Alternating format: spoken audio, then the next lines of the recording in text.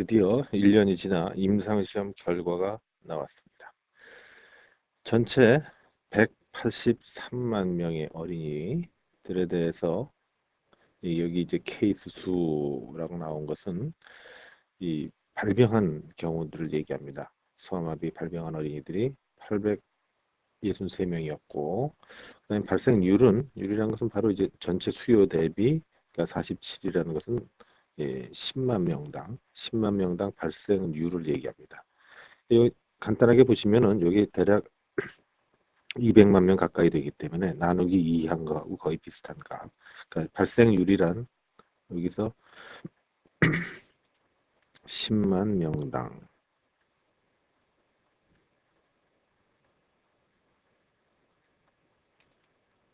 라는 걸 이제 기억을 해 두시면 될 거고요.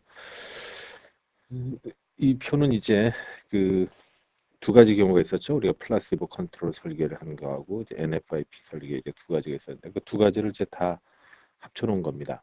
이 용어를 이제 제가 좀 받고 나서 좀 그 이상하시겠지만 우리가 이 플라시보 컨트롤 설계라고 써놓은 것이 아까 이중 눈가림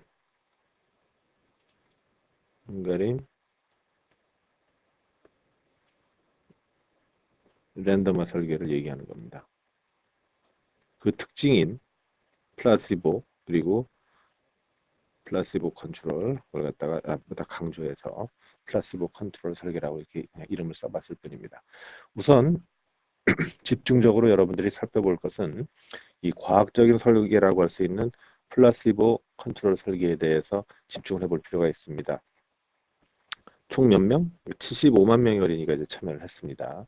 그 중에 이제 358건의 그 소아마비가 이제 발생이 됐는데 이 설계에서 우리가 세 집단으로 나눴다는 것을 기억을 해본다면 자 우선 접종이라고 나온 이 두 그룹이 뭐냐면은 부모 동의를 받은 애들이죠. 그 다음 세 번째가 바로 이제 부모 동의 안 함으로 이렇게 그룹이 나눠지고 불안 접종이라고 해서 이건 도저히 여기서 우리가 카운트하지 않을 그런 경우들입니다. 부모 동의 받은 어린이들을 이렇게 치료군과 대조군, 여기 치료군, 여기 대조군이 되겠습니다. 이 배치된 숫자가 놀랍게도 20만 명, 20만 명으로 거의 비슷하죠. 이게 바로 랜덤화의 효과입니다. 이 둘이 같다는 것, 그것이 바로 이 랜덤화의 효과라고 기억을 해두시고 실제로 이렇게 배치된 숫자조차도 닮았다는 것이 바로 랜덤화의 그 결과라고 볼 수 있겠습니다. 여기서 한 가지 여러분들이 생각해 보실 것은 숫자가 비슷한 것까지 나왔는데 만약에 이 백신이 예방주사가 효과가 없어가지고 생리식염수와 마찬가지다. 그러면은 결국은 그 소아마비 예방주사를 맞은 애들이나 생리식염수를 맞은 애들이나 아주 똑같아지는 거죠. 근데 우리가 이제 랜덤화 작업을 했기 때문에 소아마비 그 여기서 이 두 집단은 모든 면에서 닮게 마련이니까 그 소아마비 환자가 얼만큼 발생할 것이냐 그것도 사실은 같아야 되는 거 아닙니까? 자, 근데 우리가 이제 가정을 한 게 뭐냐면은 가정을 한 것이 예방 주사가 효과가 없어서 생리식염수와 마찬가지이다. 그러면은 그 발생하는 소아마비 환자의 숫자가 서로 닮아야 된다. 이게 바로 랜덤화 효과 때문이다. 여기까지 이제 얘기가 됐습니다. 근데 그렇지 않고 만약에 차이가 생긴다면 이게 아주 주도 면밀하게 설계된 임상 시험이기 때문에 그럼에도 불구하고 차이가 생긴다면은 그것은 바로 한쪽은 예방 주사를 맞고 다른 쪽은 생리식염수를 맞았다는 차이에서 기인하는 거라고 결론을 내릴 수가 있겠죠. 자, 이게 논증 방식을 한번 익숙치 않겠지만 일종의 귀류법을 저희가 사용하고 있습니다. 차이가 없었다면 지금 차이가 있는 걸 보이고 싶은데 귀류법이 아니라면 하고 차이가 없었다. 차이가 없었다면은 실제로는 이 두 집단이 랜덤화에 의해서 닮아야 되기 때문에 모든 특성, 이런 배치되는 수요의 아까 닮았던 거와 마찬가지로 소아마비 발생률에서도 닮아야 한다. 그런데 결과적으로 닮지가 않았더라. 그럼 뭐가 잘못된 것이냐? 처음에 가정을 내린 이 두 소아마비 예방주사가 효과가 없었다고 내린 가정이 모순 기료법으로 저희가 지금까지 쭉 쫓아온 논증에서 모순이 생긴 거죠. 근데 그 모순이 어디서 생긴 거냐면 맨 처음 가정. 차이가 없다. 소아마비 백신이나 생리식염수나 마찬가지다라고 내렸던 그 가정의 모순인 거죠. 왜냐하면 나머지는 우리가 이 세 가지 장치를 통해서 뭐였냐면 랜덤화, 그다음에 플라시보 컨트롤, 그다음에 더블 블라인드를 통해서 그 두 집단은 누가 한쪽은 생리식염수를 맞고 한쪽은 예방주사를 제대로 맞았다는 거 이외에는 모든 면에서 같기 때문에 그 차이가 생긴 것은 바로 그 차이, 그러니까 그 예방주사 접종 여부 거기에 기인한 거라고 말할 수가 있는 겁니다. 총 몇 명이 발생했냐면 199명이죠. 더해보세요. 57명, 140명, 다음 199명이니까 만약 둘 사이에 차이가 없었다면은 이것조차도 반으로 나눠졌을 겁니다. 즉 약 99.5명, 즉 100명 내외로 양쪽 집단에서 100명 내외가 발생했다면은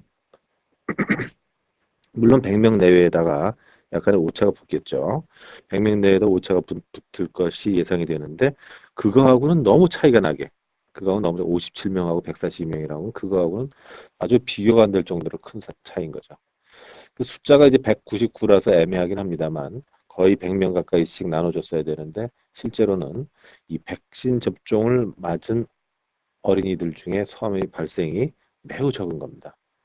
여기에서 발생한 어린이 수 대신 이 발생률이라는 것으로 비교를 하는 것도 의미가 있습니다. 특히 이 발생률을 우리가 10만 명당이라고 한 것이 의미를 갖는 것은 바로 밑에 부모 동의를 안 한 집단하고는 문제가 걔네들이 약 35만 명, 이게 34만 명 정도가 20만 명하고 전혀 다른 숫자이기 때문에 소위 분모가 워낙 다르기 때문에 여기서 똑같이 이제 그 발생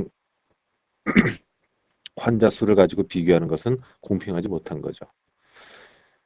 이 정도, 그러니까 28대 71이라는 차이는 통계적으로 매우 유의하다고 얘기를 합니다.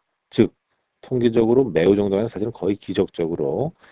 그러니까 이러한 차이가 사실은 이제 처음에 아까 얘기했던 그런 가정, 사실 백신이나 생리식염수나 차이가 없다는 가정하에서 이렇게 차이가 이렇게 관찰값에서 실제로 많은 차이가 날 확률을 계산해 보면 이건 10의 마이너스 9승. 그러니까 기적이라고 할 수 있죠. 아주 엄청나게 낮은 그런 경우가 됩니다. 따라서 우리가 간단하게 이 백신과 생리식염수는 굉장히 차이가 있다. 발생률에서 차이가 있는데 그 발생률에서 차이가 난 원인은 바로 소아마비 예방주사가 효과가 있기 때문이다. 이렇게 결론을 내릴 수 있는 겁니다. 이 얘기에 대해서 또 한 가지 그 우리가 앞에서 논의했던 내용들이 좀 있었죠. 이 세 가지 나눠진 집단들 부모가 동의를 안 한 집단하고 이 생리식염수를 접종한 집단 둘 다 공통점이 있었습니다. 공통점은 뭐였냐면 둘 다 예방주사를 맞지 못했다. 반면에 그 차이점은 뭐였냐면은 한쪽은 부모 동의를 받았고 그야말로 다른 쪽은 부모 동의를 받지 않았. 그래서 결국 이 집안 환경의 차이가 어떤 영향을 미치느냐로 볼 수가 있었습니다. 즉,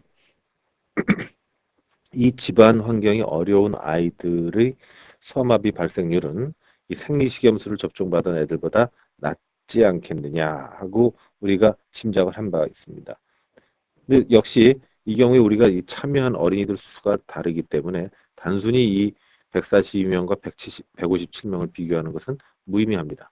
따라서 역시 10만 명 단위인 그러니까 우리가 142명을 20만으로 나눠주고 157명을 34만 명으로 나눠줘서 10만 명당 발생률을 비교하는 것이 공평하겠습니다. 비교해 봤더니 역시 우리가 예상했던 대로 71대 46으로 이것 또한 상당한 차이가 나고 있습니다. 그러니까 우리가 짐작했던 것과 마찬가지로 부모가 동의를 안 한 집단의 어린이들이 이 가난한 집단의 어린이들이 많다 보니까 집안 환경이 좋은 대조군에 비해서 집안 환경이 좋은 대조군에 비해서 훨씬 발생률이 낮은 그런 결과가 실제로 나온 겁니다. 그리고 또 한 가지 이제 흥미로운 사실은 이제 이 NFIP 설계라는 건 우리가 그냥 가비지로 이제 버릴 게 아니고 이 설계가 엉망으로 됐기 때문에 거의 알 수가 없긴 합니다만 우리 다시 한번 기억을 그 되살려 볼 필요가 있습니다. 여기 이 대조군들은 어떤 애들이었죠? 단순히 그냥 1, 3학년이었습니다. 여기는 가난한 집에 부잣집에 그냥 다 섞여 있는 겁니다. 반면에 예방 접종을 이제 받은 애들은 그 2학년 중에서 특별히 부모 동의를 받은 애들이었습니다. 그리고 이제 이 두 집단 이외에 부모 동의를 안 한 애들, 이거는 2학년 중에서 그런 거죠. 2학년 중에서 부모 동의를 못 받은 애들이 나타난 겁니다. 그렇다 보니까 여기서 가장 전형적으로 어린이들을 어떤 이게 이 뭐 1, 2, 3학년이라고 좀 빠지긴 하겠지만 가장 전형적으로 어린이들을 대표하는 것은 바로 대조군의 이제 1, 3학년 애들이 되겠습니다. 이게 그 2학년 애들만 빠져 있을 뿐이지 부잣집이고 가난한 집이고 애들이 다 섞여 있는데 따라서 이 여기에 나와 있는 발생률 그러니까 총 거기 72만 5천 명이 참여해서 391명이 그 소아마비 환자로 나타났는데 그 비율을 나타내는 10만 명당 발생률을 나타내는 54, 즉 10만 명당 54명이라는 숫자가 바로 아주 대표적인 숫자인 거죠. 그러니까 제가 지난번에 10만 명당 54명을 1000명당으로 바꾸면 바로 0.5명입니다. 이게 바로 0.5 1000명, 1000명당. 근데 이게 바로 그 아주 전형적인 소아마비의 발생률이라고 제가 주장을 했던 겁니다. 여기서도 역시 대조군은 같은 대조군인데 생리식염수 접종을 받은 애들하고 아래 대, 자, 요겁니다. 이번에 비교하는 것은 제가 이거 색깔을 좀 바꿔볼게요. 이 생리식염수 접종을 받은 애들하고 여기 대조군하고 둘 다 대조군이라고 써 있습니다. 써 있긴. 그런데 어떤 차이가 있습니까? 발생률에서 한번 비교해 보세요. 하나는 71이고 이쪽 대조군은 54. 이쪽에 그 대조군 그 우리 NFIP 설계의 대조군이 낮게 나온 이유는 무엇일까요? 바로 이쪽 대조군에는 어느 쪽 대조군? 자, 이쪽 대조군. 여기는 아까 말씀드린 대로 1학년, 3학년이면서 가난한 집 아이들, 부잣집 아이들이 다 섞여 있습니다. 그러니까 가난한 집 아이들이 섞여 있다 보니까 그 부잣집 아이들이라고 짐작이 되는 이쪽 대조군의 그 발생률에 비해서는 낮게 나올 수밖에, 훨씬 낮은 비율로 나타난 수밖에는 없는 것입니다. 뿐만 아니라 여기 이 대조군이나 부모 동의하는 집단도 역시 이게 차이가 있는데 그 부모가 동의 안 한 어린이들, 부모가 동의 안 한 어린이들은 어, 부모가 동의 안 한 애들은 아주 철저하게 어려운 집 애들이라고 이제 볼 수 있겠죠. 여기 요거하고 요거 지금 비교하고 있습니다. 따라서 그 와중에도 그러니까 이 대조군하고 부모 동의 안 한 집단 애들 중에도 대조군에는 부잣집 애들이 또 있다 보니까 거기서도 또 차이가 좀 나고 있습니다. 그리고 또 재미있는 것은 반면에 예, 부모가 동의를 안 한 집단, 자, 요번 이제 우리가 색깔을 또 조금 바꿔보겠습니다. 비교. 요 부모 동의 안 함하고 요 부모 동의 안 함은 사실은 둘 다 똑같은 거죠. 부모가 동의 안 했다는 측면에서 그 가난한 집 아이들이 많이 섞여 있는 그건 또 묘하게도 서로 숫자가 거의 비슷합니다. 그래서 그게 아마 이제 가난한 집 아이들의 그 발생률의 그 전형적인 예가 아닌가. 그래서 그 집안 환경 요인에 있어서 서로 이제 닮다 보니까 역시 그 발생률도 비슷하게 나오더라. 무엇보다도 중요한 것은 여기서 이 두 숫자 28대 71 이 숫자가 바로 소크 박사의 예방주사가 효과가 있다는 아주 강력한 증거라는 사실을 기억해 두셔야 될 것 같습니다.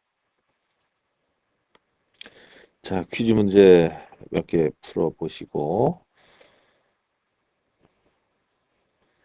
이렇게 임상시험 결과가 이제 나오고 나니까 그 다음에는 실제로 돌리는 그러니까 시중에 이제 나오는 시중에 이제 시판이 되는 거죠. 시판이 돼서 여러 애들한테 이제 접종을 하고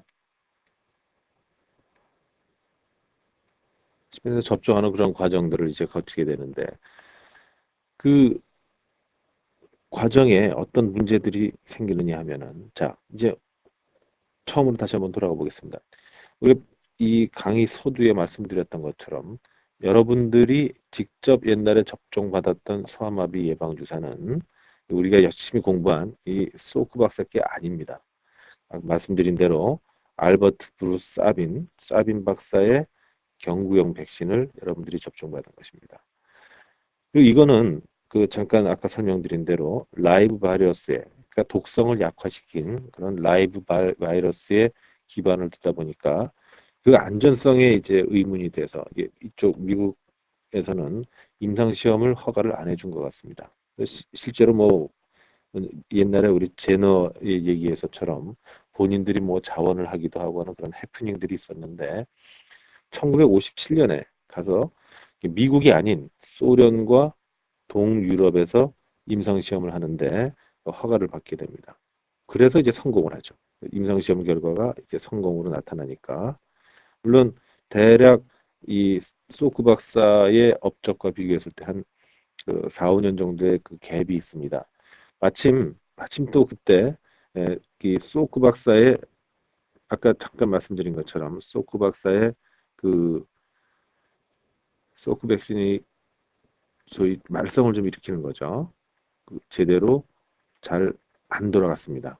그래서 소크 박사의 예방주사가 좀 말썽을 일으키자 무난히 별 문제 없이 61년도 미 의학협회의 공인을 받은 덕택에 이제 소크 백신을 대체하게 됩니다. 게다가 이제 경구용이기 때문에 애들이 먹기도 편하고 그래서 여러분들이 어렸을 때 맞은 그 예방주사는 이거 여러분들 기억나세요? 이거 3번 맞았습니다. 3번 맞았고 그 이제 맞았다고 제가 얘기를 하는 게 좀 말이 안 맞죠. 3번 복용했다고 이렇게 여러분들이 기억하고 있을 겁니다. 이거 기억하고 있으면 곤란합니다. 그 아주 아기 때들 여러분들이 맞은 거니까. 그 두 분 다 아까 살펴본 거와 마찬가지로 다 이제 돌아가셨어요. 근데 살아생전에는 서로 아주 앙숙이었다고 그럽니다. 서로 상대편의 업적을 그냥 키친 케미스트리라는 말까지 써가면서 그 부엌에서 났을 수 있는 그런 수준 낮은 그런 그 기법이다. 뭐 이런 식으로 서로 아주 굉장히 그 하대를 한 거죠.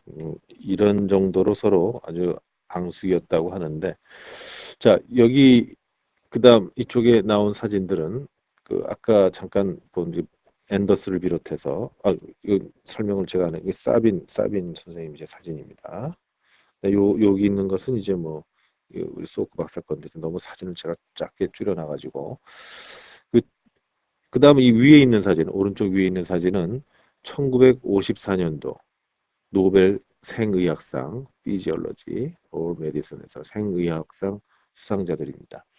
노벨상에 대해서는 그 스웨덴 할리먼 아까 그 페이지에서 잠깐 봤죠. 이 그쪽 사이트를 가보면은 연대별로 아주 잘 정리가 되어 있습니다. 여기 나와 있는 주인공은 요 존 프랭클린 앤더스이고 그 다음에 이제 같이 상을 받은 뭐냐면 그 앤더스의 이제 그 조수들이라고 할 수 있겠는데 그 두 사람이 같이 이제 공동 수상자가 되겠습니다. 그리고 여기 여러분들이 4부터 시작하는 거 for their discovery of the ability of 어쩌고 저쩌고 저쩌고 이렇게 나온 거 그것이 폴리오, 요게 이제 폴리오마이엘라이티스, 그래서 이게 소아마비 바이러스가 그로우, 자랄 수 있도록, 배양할 수 있도록 어디서 다양한 배지라고 그럽니까? 다양한 컬처에서 자랄 수 있도록 하는 기술을 만들어서 이게 중요한 건 우리하고 관계되는 건 바로 이 소아마비 바이러스를 그 세포 배양하는 기술을 음, 개발했다. 이게 기초 기술입니다. 기초 기술이기 때문에 중요한 거죠. 그 다음에 지금 말씀드린 대로 이 아래 사진이 여기가 바로 이제 소크 박사입니다. 소크 박사가 소 produces polio vaccine 19 어쩌고 저쩌고 저쩌고 그래서 여기 직접 그 소크 박사가 애들한테 접종을 하고 있다는 그런 사진입니다. 이 사진을 지금은 좀 구하기가 힘듭니다. 그리고 이 사이트 자체가 없어져 버려가지고 제가 이걸 갖다 그 사이트를 할 수가 없습니다. 그 다음에 근데 이 장면에서 약간 좀 아이러니컬하다고 할까 하는 것은 뭐냐면은 이 앤더스가 직접 성화비 예방 주사를 개발한 것은 아니었죠. 그리고 단지 이제 그것에 기여했다 이렇게 돼 있는데 즉 여기 나온 것처럼 for their discovery 이렇게 해서 이게 뭐냐면은 그 앤더스의 업적은 바로 기초 연구 기초 연구였고 지금 이 두 분의 업적은 실제로 실제 개발자들은 실제로 성화위 예방 주사를 개발한 사람들은 이 사빈과 소크 두 분인데 이 두 분은 둘 다 노벨상하고는 인연이 없었습니다. 그러니까 실제로 노벨상 받은 사람은 이 기초 연구를 수행한 프랭클린 앤더스였습니다. 그러니까 이 관점이 상당히 중요합니다. 이런 기초 연구가 있었기 때문에 기초 연구 하에서 바로 소크나 사빈 박사의 소위 실용적인 개발이 가능했다. 그래서 이 기초 연구에다 상을 준 겁니다. 여기는 두 분 다 상을 받지는 못했습니다. 그리고 이 결과 이제 사빈 박사의 그 경구용 백신 개발에 이르기까지 이 이후로는 소아마비가 완전히 잡혔다. 그렇게 볼 수가 있습니다. 그럼에도 불구하고 이제 가끔 이제 케이스들이 발생하는데 그것은 백신을 맞지 않은 사람들 이게 그 종교적인 이유라든가 뭐 여러분들 요즘도 그 제가 옛날에 본 영화는 이제 위트니스라는 영화였는데 위트니스에 보면은 거기 에미시 종족들이 나옵니다.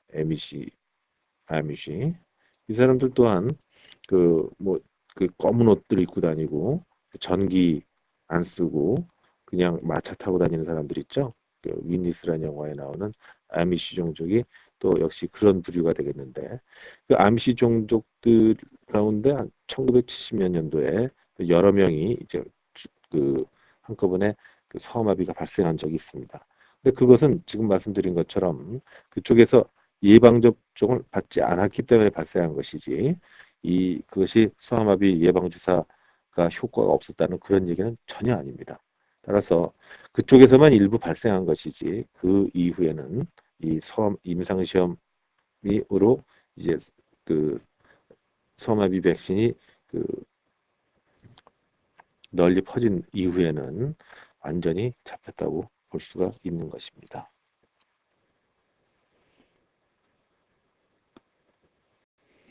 자, 그럼 다음은 또 이제 뭐가 나올까? 근데 우선 한 가지 우리 이 소아마비 예방주사 임상시험에서 짚고 넘어갈 분이 딱 하나 남았습니다. 이 소아마비 예방주사 임상시험이 정말 과학적으로 참 설계가 잘 돼 있었습니다. 과학적인 면에서. 근데 이제 과학적이라는 얘기가 나오면 항상 들이치는 게 뭐냐면은 윤리적인 문제하고 상충이 됩니다. ethical issues 이렇게 우리가 보통 부르는데 윤리적인 문제, 그러니까 왜 여기서 문제가 되는가? 우리 아주 쉽게 그냥 애들 그 동전 던져가지고 한쪽은 이제 대조군으로 몰았는데 대조군에 들어간 애들에 대해서 한번 우리가 심각하게 생각해 볼 필요가 있습니다. 얘들을 처음에 부모 동의를 받아가지고 부모가 왜 동의를 해줬습니까? 부모 동의를 받아가지고서 한쪽은 치료원으로 들어가고 그러니까 얘네들은 제대로 이제 말하자면 치료를 받은 겁니다. 치료 내지는 이제 우리가 여기서 이 경우에는 이제 예방이 되겠는데 치료군으로서 제대로 예방을 받았는데 도대체 이 생리식염수라는 얼토당토하는 것이 이게 예방 효과가 있습니까? 엄연히 의사들도 이놈은 예방 효과가 없다는 걸 명확히 알고 있죠.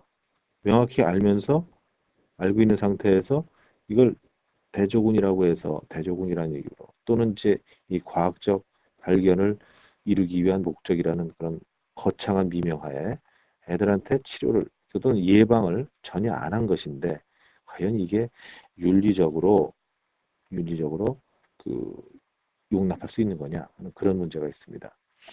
그래서 그럼 이게 좀 더 이게 이 과학적인 미명하에 얘기가 나오다 보면은 과연 과학적인 실험은 모두 다 윤리적인 윤리적인 것을 그 충분히 덮을 수 있느냐 하는 그런 우리가 예전에 뭐 아톰이라든가 이런 만화를 볼 때 보면은 과학의 과학의 세계 어쩌고 저쩌고 해가면서 그 굉장히 그 과학적인 성취를 그 윤리적인 것 위에 놓던 그런 시절이 있습니다. 특히 이게 이런 이슈가 언제까지 지속이 됐었냐면 1970년대